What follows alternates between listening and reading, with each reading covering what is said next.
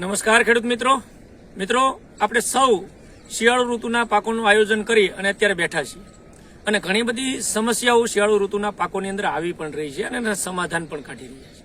જુદી જુદી પદ્ધતિઓથી આપણે આ ખેતીની અંદર એના નિરાકરણો કરી રહ્યા છીએ. મિત્રો, અત્યારે જે એક મહત્વનો અને અગત્યનો પાક છે, જેને કઠોળ વર્ગનો ખૂબ અગત્યનો પાક કહી શકાય એવા ચણાનો પાક છે.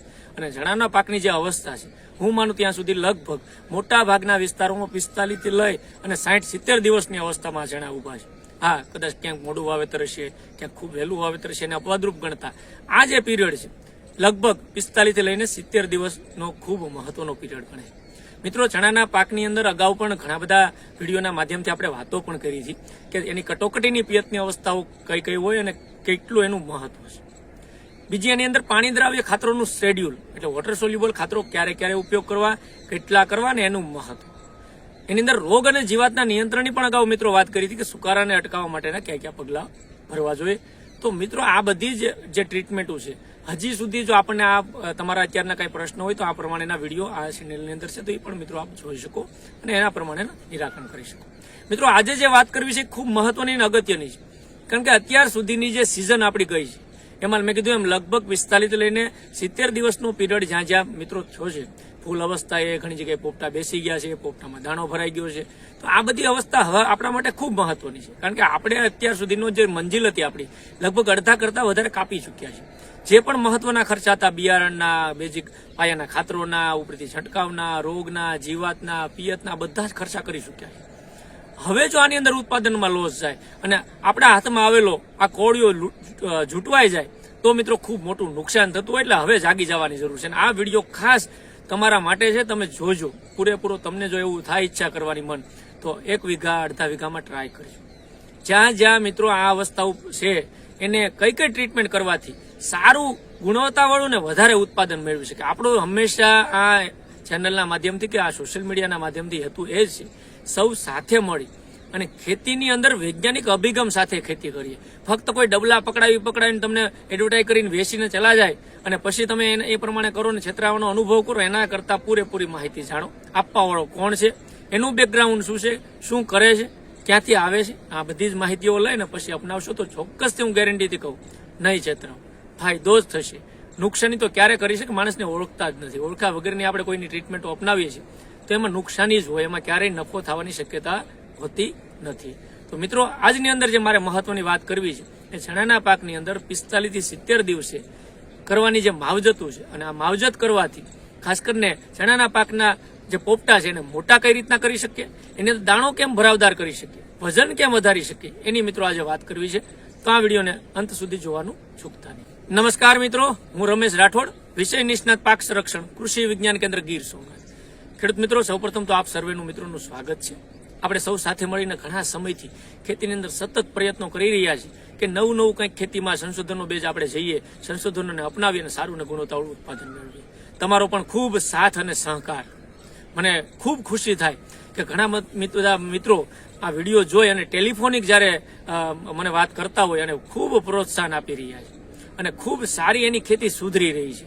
આ જ બતાવે છે કે તમારો ખેતી પ્રત્યેનો પ્રેમ. હા, 2-5% લોકો પણ હશે કે જેને હું ક્યારેય ગણતો પણ નથી, અવગણું છું.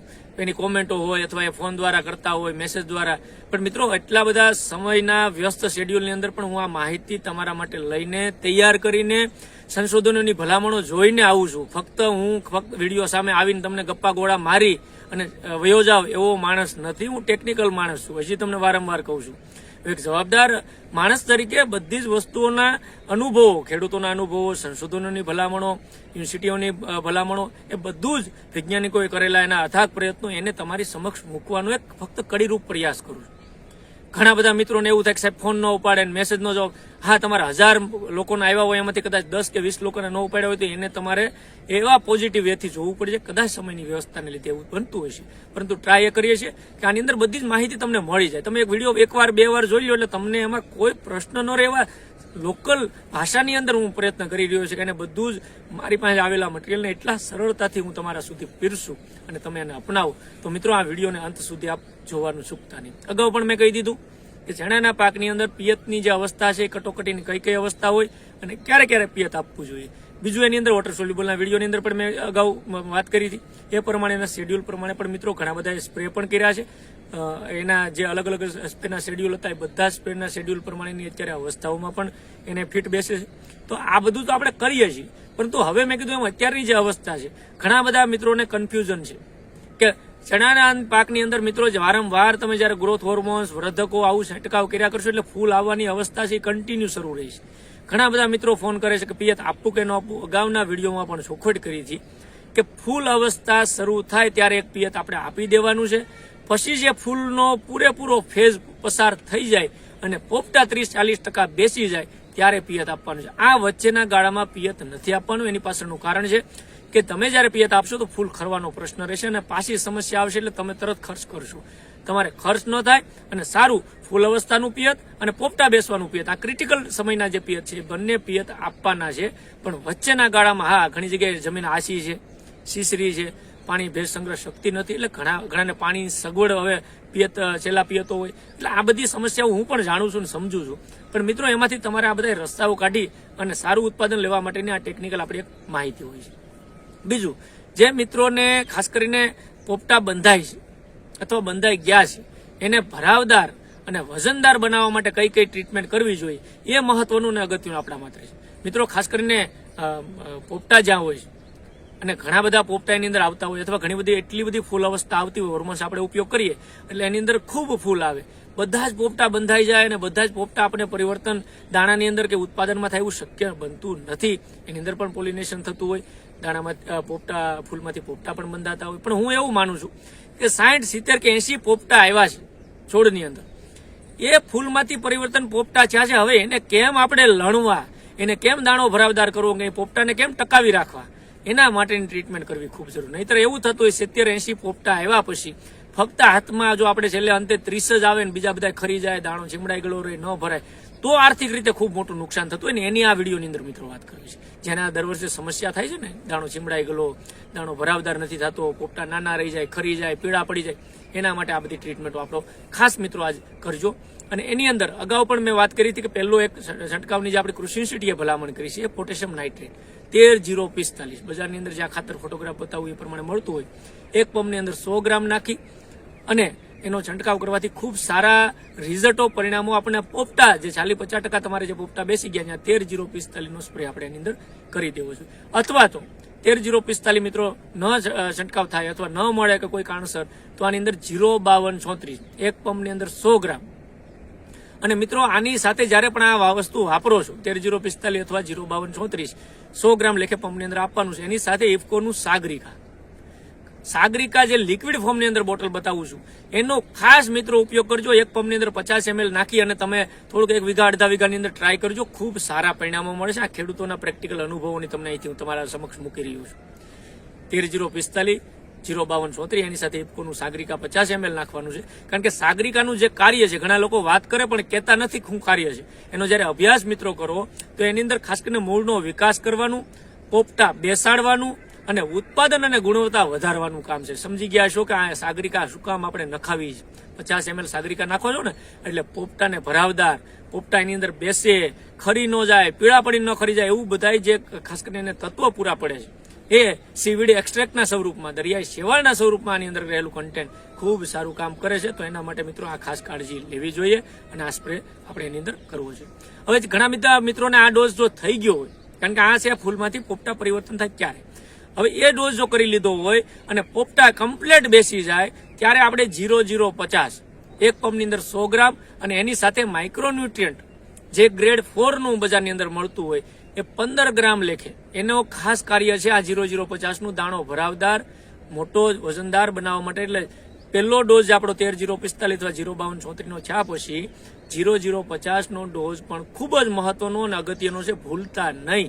આ 0-0-50 નો ડોઝ સારી સ્ટાન્ડર્ડતા વાળા હું અહીંથી ટ્રાય કરું છું કે આપણી જે સહકારી સંસ્થાઓ છે, ઇફકો હોય, ક્રિપ્કો હોય અથવા સરદારના હોય, એ વોટર સોલ્યુબલ ખાતરો પણ ખરીદી શકો. સારી બ્રાન્ડેડ સારી કંપનીઓના પણ આ વસ્તુઓ તમે મિત્રો માર્કેટમાંથી ખરીદી શકો. પણ સારું લેવાનો આગ્રહ રાખજો અને સારું લઈને તમે વસ્તુ જ્યારે વાપરશો, ભલે વીઘામાં ટ્રાય કરવા માટે વાપરો, ચોક્કસથી તમને એના પરિણામો દેખાશે. અને આ વજનદાર અને પોપટો ભરાવદાર કરવા માટે આ 0-0-50 અને એની સાથે મિક્સ માઇક્રોન્યુટ્રન્ટ ખૂબ અગત્યનું અને જરૂરી છે. મિત્રો, આની સાથે સાથે ઘણી વખત આ પાકોની અંદર બીજી રોગ અને જીવાતની સમસ્યાઓ પણ આવતી હોય. અગાઉ પણ મેં કીધું એમ આપણે વાત કરી દીધી છે, પરંતુ ફરી એક વખત બીજી જે સમસ્યા છે, અત્યારે ફૂગજન્ય રોગો ચણા જેવા પાકની અંદર જો દેખાતા હોય અને એના માટે અગાઉ પણ મેં કીધું હતું મેટાલેક્ઝિલ 8% પ્લસ મેન્કોજેબ 66% કોમ્બિનેશન વાળી આ દવા પંપની અંદર 35 ગ્રામ લેખે નાખવી અને અલગથી સ્પ્રે કરવાનો છે. હા, ફૂગનાશકનો અને આગળના વોટર સોલ્યુબલને કોઈને મિક્સ કરવાના નથી. ફૂગનાશકની સાથે આપ જંતુનાશક ચોક્કસથી મિક્સ કરી શકો આપણે જો ઈયળની સમસ્યા હોય તો, પરંતુ 05234 હોય 0050 અલગથી ડોઝ મારવાના છે. તમને જો એવું લાગે કે ક્યાંય સુકારાના પ્રશ્નો, ફૂગજન્ય રોગના પ્રશ્નો, જાંબુડિયાના પ્રશ્નો દેખાઈ રહ્યા છે અને 3 નંબર જેવી ખાસ કરીને જાતો હોય તો એના અંદર આ મેટાલેક્ઝિલ મેન્કોજેબનો એક સ્પ્રે 35 ગ્રામ લેખે પંપમાં નાખીને કરવો જોઈએ. બીજી જે સમસ્યા દેખાશે અથવા દેખાવાની શરૂઆત પોપટા અવસ્થાએ ખાસ થતી હોય એ છે પોપટાની ઈયળ અથવા તો લીલી ઈયળ તરીકે આપણે ઓળખતા હોય. અને આ ઈયળના નિયંત્રણ માટે હું વારંવાર કહું છું કે એક તો આપણે વીઘા દીઠ એક ફેરોમેન ટ્રેપ આના માટે ગોઠવવા જોઈએ. નર ફૂદા પકડાય તો એનું અવલોકન કરીએ. ત્યારબાદ એના માટે જૈવિક નિયંત્રણની અંદર NPV આપણું કૃષિ યુનિવર્સિટીઓ દ્વારા બનાવવામાં આવતું ન્યુક્લિયર પોલીહાઇડ્રોસિસ વાયરસ એક પંપની અંદર 25 ml લેખે નાખીને ઘાટો સ્પ્રે સાંજના સમયે જો ભેજવાળી કન્ડિશનમાં કરશું ખૂબ સારા અને સસ્તા નિયંત્રણો મળશે. ત્યારબાદ બીજી એક જૈવિક દવા પણ ખૂબ અગત્યની છે બીવેરિયા બાઝિયાના. એક પંપની અંદર 100 ગ્રામ લેખે નાખીને પણ છંટકાવ કરીને સારા પરિણામો મેળવી શકીએ. અને એનાથી વધારે જ્યારે ખૂબ નુકસાન વધારે હોય તો જ આપણે મિત્રો ખાસ કરીને જંતુનાશક દવાઓ વાપરવાની છે. એની અંદર 2 દવાઓ આપણે ભલામણ કરીએ છીએ. એક ક્લોરાન્ટ્રેનિપોલ 18.5 SC બજારની અંદર જે મળતી હોય એક પંપમાં 5 ml, અથવા તો એબામેક્ટિન બેન્ઝોએટ જે ખાસ કરીને 5% SGના સ્વરૂપમાં મળતી હોય એક પંપની અંદર 10 ગ્રામ લેખે નાખીને છંટકાવ કરવાથી પણ સારા પરિણામો મળે. પરિસ્થિતિ જોવાની છે, આપણા ખેતરની અંદર કેવા પ્રકારનું નુકસાન છે એ પ્રમાણે જ આપણે ટ્રીટમેન્ટ કરવી જોઈએ. અને ખાસ કરીને આ આખી જે વાત છે મારી એની અંદર મારી છેલ્લી ખાસ ભલામણ છે કે જે મિત્રોએ ચણાની અંદર 05234 0050ના ડોઝ લઈ લીધા હોય અથવા સ્પ્રે કરી દીધા હોય એ ખાસ કરીને થોડાક વિસ્તારની અંદર જે અગાઉ પણ મેં વાત કરી હતી બોરોનેટેડ કેલ્શિયમ નાઇટ્રેટ બજારની અંદર મળતું હોય અથવા કોઈ પણ સારી કંપનીઓનું આ બોરોનેટેડ કેલ્શિયમ નાઇટ્રેટ જો મળતું હોય એને એક પંપની અંદર ખાસ કરીને 30 થી 40 ml નાખીને છંટકાવ કરવાથી પણ ખૂબ સારા, છેલ્લી અવસ્થાની વાત કરું છું જ્યાં આપણો પાક હવે 25-30 દિવસ ઉભો રહેવાનો છે એની અંદર આ છંટકાવ પણ મિત્રો ટ્રાય કરી લેજો. કારણ કે એની અંદર કેલ્શિયમ 17%, નાઇટ્રોજન 14.5% અને બોરોન 0.2 થી 0.3% છે. એટલે આ છેલ્લી અવસ્થામાં કેલ્શિયમ જે છે એ ખૂબ મહત્વનું તત્વ પણ આપણે પૂરું પાડી શકશું. તો આ કેલ્શિયમ અને બોરોન વાળું તત્વ એટલે બોરોનેટેડ કેલ્શિયમ નાઇટ્રેટનો સ્પ્રે પણ આપણે મિત્રો કરી શકીએ ને એને કોઈ પણ આ વોટર સોલ્યુબલ સાથે મિક્સ કરીને પણ આપણે કરી શકશું તો પણ ખૂબ સારું અને ફાયદો થશે. કારણ કે કેલ્શિયમ છે ગુણવત્તા સુધારવા માટે ખૂબ મહત્વનું છે. તો મિત્રો, આજના સંપૂર્ણ વિડીયોની અંદર ખાસ કરીને ચણાના પાકના પોપટા ભરાવદાર, વજનદાર, મોટા બને એના માટેની આખી ટ્રીટમેન્ટની વાત કરી, સાથે સાથે રોગ અને જીવાતના સામાન્ય જે મુદ્દાઓ છે એને પણ આપણે વર્ણવી લીધા. મને લાગે મિત્રો આ વિડીયો તમારા માટે ખૂબ ઉપયોગી થયો છે. જો તમને આ વિડીયો ગમે તો એને લાઇક કરજો અને શેર પણ કરી દેજો. બીજું કે તમારા કાંઈ પણ પ્રશ્ન હોય તો મારા નંબર નોટ કરી લેજો 9558294828 9558294828. આ નંબર પણ આપ ફોન કરી અને મને માહિતી પણ આપની મેળવી શકશો. તમારા પ્રતિભાવો કોમેન્ટ બોક્સની અંદર ચોક્કસથી લખી મોકલજો. આજના વિડીયોની અંદર એટલું જ. ફરી પાછા મળશું નવા વિષય સાથે, નવી માહિતી સાથે. ત્યાં સુધી મને રજા આપશો. આપ સર્વે મિત્રોનો ખૂબ ખૂબ આભાર. ધન્યવાદ. Thank you.